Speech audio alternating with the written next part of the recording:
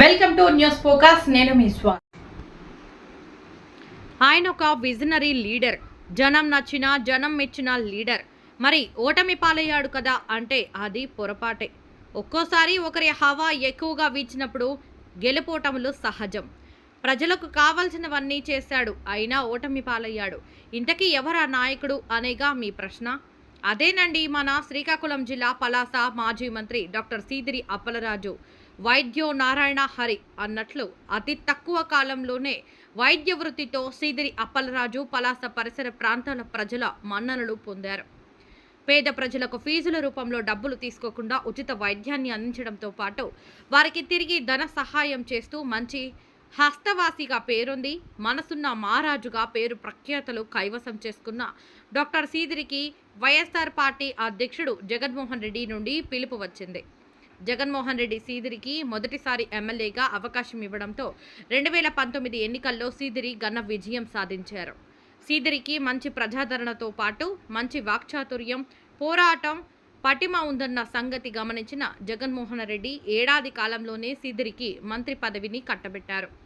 మంత్రి పదవి చేపట్టిన నాటి నుండి అలుపెరగని యుద్ధ వీరుడిలా ఓవైపు నియోజకవర్గంలో ఊరూరా తిరుగుతూ సమస్యలు తెలుసుకుంటూ అసెంబ్లీలో తనదైన శైలిలో తన వాణిని వినిపించి నియోజకవర్గానికి కావలసిన నిధులను మంజూరు చేయించుకుని 4 ఏళ్లలో అభివృద్ధి అంటే ఇది అని చూపించాడు. ఎన్నాళ్ల నుంచో కానీ కాశీబుగ్గ కేటీ రోడ్డు విస్తరణను 80 అడుగుల రోడ్డుగా విస్తరణ చేసి అందంగా తీర్చిదిద్దారు.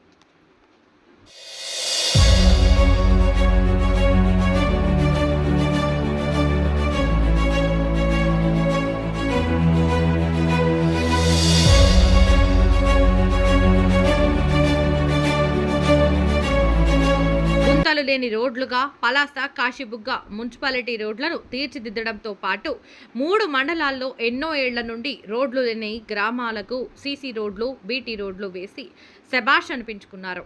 మరి ముఖ్యంగా మందస మండలంలో రిమోట్ ఏరియాలైన గిరిజన గ్రామాలకు రోడ్లు, త్రాగునీరు లాంటి సదుపాయాలను కల్పించడంలో ఆయనకు ఆయనే సాటి అనిపించుకున్నారు. అరికాలు విదిలించి మహాసముద్రాన్ని లంఘించినవాడు. శతయోజన శత శతయోజన శతయోజన శత కటువుగా ఉన్న మనసు మాత్రం రండి. మీ అందరి శాలని దీవెనలు ఆశీస్సులు అబ్బగారిపై ఉంచవలసిందిగా సవినయంగా మీ అందరితో కూడా ప్రార్థిస్తాను. కిడ్నీ వ్యాధితో ఎందరో అభాగ్యులు మృత్యువాత పడుతున్న నేపథ్యంలో చలించిన అప్పలరాజు ఆనాటి ముఖ్యమంత్రి జగన్మోహన్ రెడ్డికి మెప్పించి కిడ్నీ రీసెర్చ్ సెంటర్ 200 పడకల హాస్పిటల్కు పునాది వేయడమే కాకుండా ఆయన హయాంలోనే సర్వాంగ సుందరంగా నిర్మాణాన్ని పూర్తి చేసి ప్రారంభోత్సవం చేయడం విశేషం. 700 కోట్ల రూపాయల నిధులతో గ్రామాల్లో ఇంటింటికి మంచినీటిని అందించే ప్రాజెక్టుకు సీదిరి చేసిన కృషి మనవరానిదనే చెప్పవచ్చు.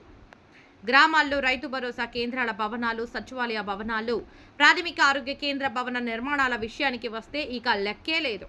విద్య, వైద్యం, ఆరోగ్యం బాగుండాలనే ఒక బలమైన దృక్పథంతో సీదిరి అహర్నిశలు శ్రమించేవారు.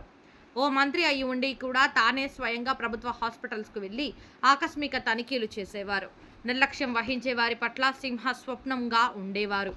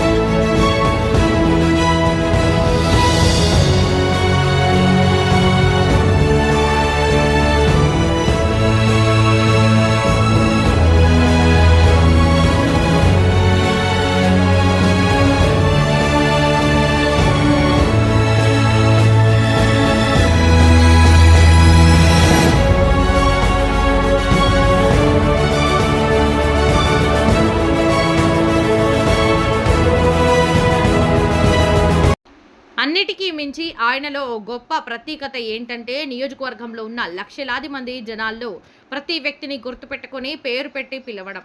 అన్ని వయస్కుల వారితోనూ అన్ని వర్గాల వారితోనూ కుల మత చిన్న పెద్ద అనే భేదం లేకుండా అందరితో కలిసిపోయే గుణం ఆయనది. ఒక్క ముక్కలో చెప్పాలంటే ఆయన అందరివాడు. ఆయన తన నివాసంలో ఉంటే 24 గంటల్లో సుమారు 20 గంటలు కూడా ఆయన నివాస ప్రాంగణం జన సందోహంతో ఉండేది. సమస్యలతో వచ్చిన జనం పరిష్కారం అందుకొని సంతోషంగా తిరిగి వెళ్లే వారనడంలో సందేహమే అక్కర్లేదు. అయితే అన్నీ చేసి అంతా మంచే చేసి కూడా ఓటమి పాలయ్యారంటే దానికి కొంతమంది ముఖ్య కారకులు అంటూ జనాల గుసగుసలు ఇప్పటికీ వినిపిస్తూనే ఉన్నాయి. ఆపదలో ఉన్నవాడికి ఆదుకోవడమే ఆయనకు తెలుసు. ఫలితం ఆశించకుండా పనిచేయడమే ఆయనకి తెలుసు. అందరూ తన వాళ్ళే అనుకోవడం మాత్రమే ఆయనకు తెలుసు. తనమన అన్న భేదం తెలియని మహారాజు అప్పలరాజని సామాన్య ప్రజలు ఇప్పుడిప్పుడే అర్థం చేసుకుంటున్నారు.